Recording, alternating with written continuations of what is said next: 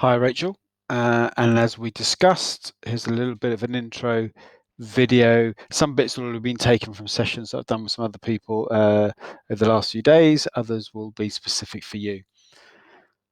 So it's going to be quite an informal video, so you'll have to excuse a few pauses, ums and ahs as we go through. But hopefully it will help you do some thinking and reflecting around the program and this thing called coaching. So I hope you're sat comfortably with a cup of coffee. So the overall aims of what we're going to do, this program is about, so first it's about doing some quite robust assessment of your own skills and knowledge and behaviors as a coach and or a mentor. Well, we're going to be focusing on coaching, but obviously you can consider the whole idea around mentoring. So it's going to be quite a deep reflective assessment of your own skills and knowledge. There's also going to be a little bit of thinking around the whole process of coaching. So moving away from thinking just about the coaching conversation that you have or the coaching session, depending on which language you use, it's more about the whole process. So how do you introduce coaching? How do you monitor coaching? How do you evaluate coaching? How do you support coaching through supervision? So it's almost like that. We're going to look at the whole process of coaching. And also to think about how does the context within which you are working affect coaching and or mentoring. So again, in the school environment, really interesting. We've done some work together over the years about how you implement coaching, and sometimes it sticks and sometimes it doesn't. So how does the organization context affect the effectiveness or the way that the coaching and mentoring works?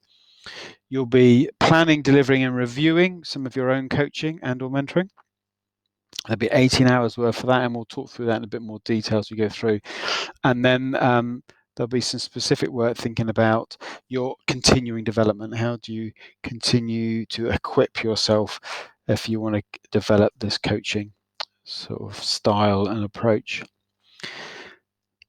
So maybe at this sort of part, I'd encourage you just to stop, pause the video for a little bit and think, what is it that I really want to gain from completing the Level 5 program? Why am I doing this? What do I want to look like in terms of coaching when I finish? What do I want to be doing differently? What do I want to stop doing more of? What do I want to be able to do? So maybe just pause the video and take some time to make some notes. And I think this will be important. This will really help you when you get to your third assignment, thinking about what's your development plan for the future. So be really clear on what it is that you want to get out of this program. So yeah, so I'll see you in a few minutes.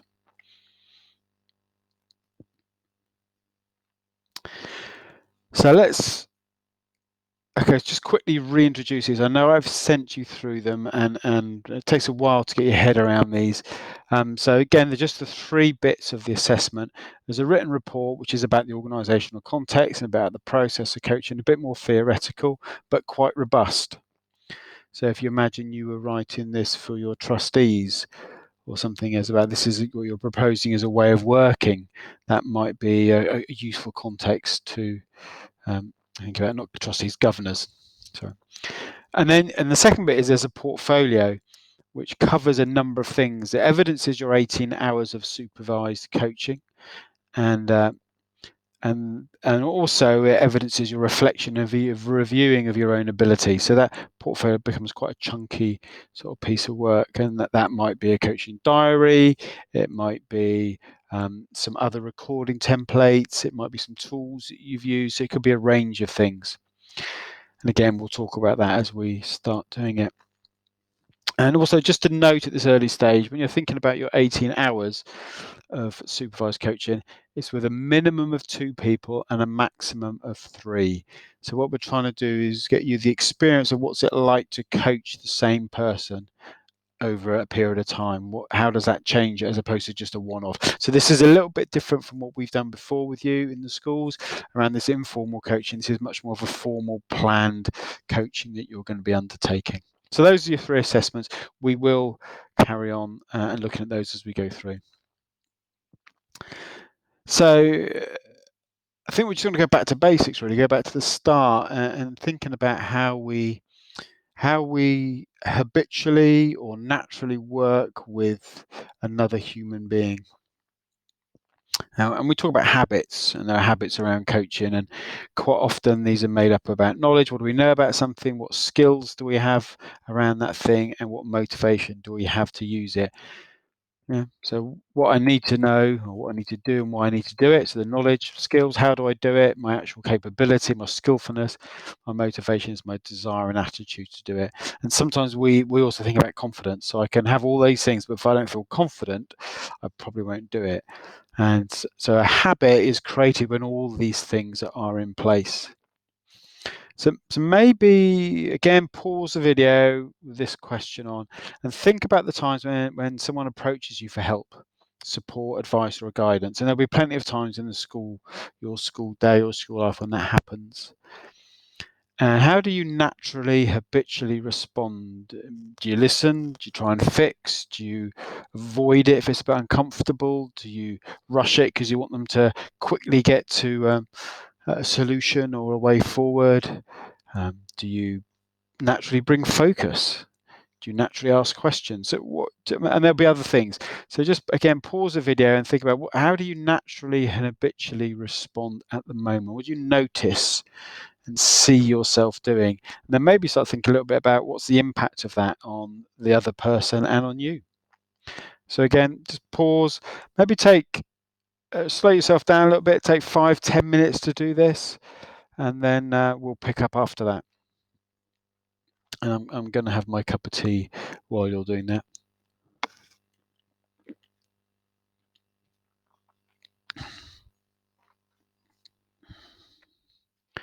Okay, so hopefully you've had some time to think about that. So let's go back. There's a great Buddhist saying that says it's about having a beginner's mind. So always coming back to the start. What do I mean by this? What do I understand by this? Let's go back as if this was new and see what I can gain from being, I suppose, open and curious as a beginner would be. So think about how you would describe coaching. What's your experience been? What's your experience been over the last few years where we've been working together? Has that changed how you think about coaching? Has it changed what you think about the skills around coaching and what structure can bring, and when structure is helpful and when it's not? And if you think about how the coaching over a period of 2 years, is that different than just a one-off coaching? How would you describe the benefits for you? So maybe just take that time to really deliberately reflect on the coaching that you have experienced and the knowledge that you have around coaching, and think about how you would describe it, not how other people would describe it, but how would you describe it, so you really own that description. So again, take a few minutes, pause the video, take 3 or 4 minutes to do the bit of that thinking and really dig down into what do I really think this coaching is about.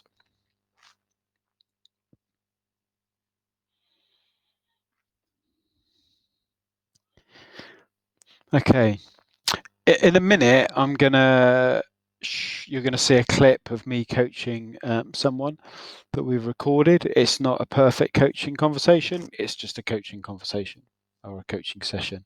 It's short, so it's 15 minutes.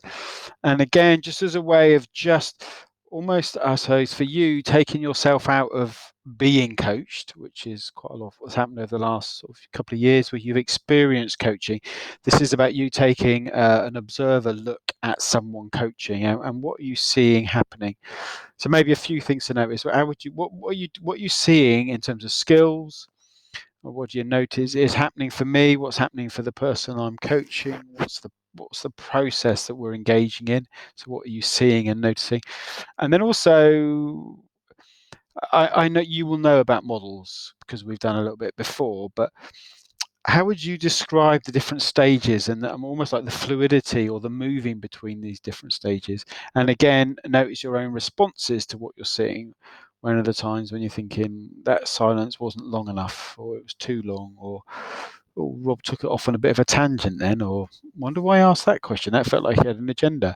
So yeah, so just really be aware of your own reflective self, your intuitive sense, and it's okay to critique that session. It's just a session. So it's about 15 minutes. Have a watch and then answer yourself. Make a note of some of these questions. Okay, this looks like a bit of a meaty chunk. This actually. So when we think about, we talked about one of the outcomes or the aims of the program is to look at how we might develop ourselves as a coach. And there are lots of people who've done some different writing around this, and there's some stuff on the website under the developing yourself as a coach section. But there's a particular model that I suppose we found really helpful, which comes from Oxford Brookes University, around coaching capabilities. And I really like this. So it's got these 4 bits, and some of those are very internal to the coach. Some of them are very external and almost like systemic for the coach. It's about the context within which they are coaching. It's not just about them and the person they are coaching. Some of it's about their skills, some of it's about their understanding. So let's have a quick look at this. So you got this first thing about quality of skills and responsiveness. So that's about, the fundamentals, the listening, the question, the silence. It's about understanding what best practice is. So again, the what's the flow of a session? It's about working ethically. It's about being responsive to what it is the client requires. So that's very much in the moment, in the coaching session, yeah. As well as part of it being external, so ethical practice. What's ethical practice within a school? What's the best practice process for the school? And then also some of this is manifested actually in the session as it happens. So that's the quality of skills and responsiveness. The second one is about this applying psychological mindedness. And again, the phrase about it is the quality of awareness and the flexibility. And that's about your own awareness of what is happening within a session, for example. So the self-reflection that's happening. Oh, I wonder where that question came from. Why? Oh, I'm feeling drawn towards this aspect of what they're talking about, but I want to stay away from that bit. I wonder what that is. And that flexibility to move with the client and let go of maybe my agendas. And also, and again, depending on who you're coaching, you'll need to reflect on the dilemmas about the relationships within coaching. So for example, if you are coaching someone who is a peer, that may be very different than coaching someone who is someone that you manage. So what are the power dynamics that happen within that? How aware are you of that and how they may influence your choice of questions, how it might actually influence the choice of answers that the client has. So for example, if you're coaching someone who you also have managerial responsibility for, and you've got this planned session, and they might be thinking, what is the right answer that my head teacher wants, as opposed to what do I really think and feel. The third is about the developing your professional practice. So as opposed to I'm just going to do a level 5, it's actually, well, what am I going to continue to do to develop my practice? So that's about using supervision. It's about planning for my ongoing learning development. It's about modeling that growth. So it's about, I'm not going to be working with people and saying, oh, it'd be really helpful to help you grow and fulfill your potential without me doing the same. And then the fourth bit is about this quality of conceptual thinking. So that's my knowledge and understanding of coaching. So about the psychology of it, the rationale for using coaching. So again, going back to your assignment 1, thinking about, this, doing a bit of a report about how coaching might work in a particular organization. So Why might I use coaching and not a different approach? So again, there's these 4 quite meaty concepts, and if you want to know a little bit more about those, you can go onto the website, and there's the link at the top there, and it's hit down here. So you want to go to developing yourself as a coach at the bottom. So I just clicked off something that I didn't want to click off there. So excuse me while I just go back. I'm not going to stop now. So here we go. Yeah. So you can go to developing yourself as a coach, and then also once you've got there, if you go to the capabilities model, that is the Oxford Brookes model, and there are some other ones that are there that you can have a look at. So let's go on to the next one. I've lost my picture, which I will now find. Well, I probably won't bother. So at the moment, I just want you to think about where on the scale. I need to do that again. That's really bad.